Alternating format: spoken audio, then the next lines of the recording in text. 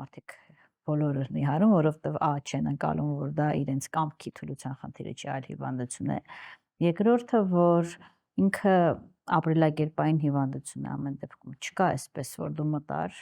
թոքաբոր բեր անտիբիոտիկներդ ստացար, լավացար ու գնացի շարունակեցիր առանց հիվանդության ապրել։ Ինքը փոփոխությունների կարիք ունի, որը ամբողջ կյանքի համար է։ Այստեղ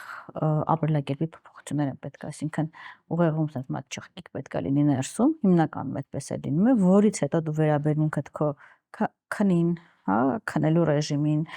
սննդին, ֆիզիկական ակտիվությանը,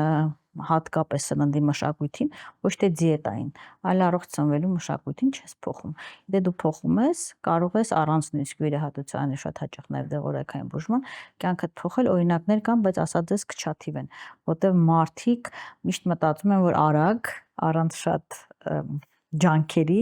ինչ որ մի մեթոդ կիրառեմ, որ արագ նիհարեմ։ Ասենք այդ քաշը տասնյակ տարիներով է բարձրացել, բայց այդ նիհարելը պետք է լինի մինչև հաջորդ հարսանիք, որ ես այս շորի մեջ մտնեմ։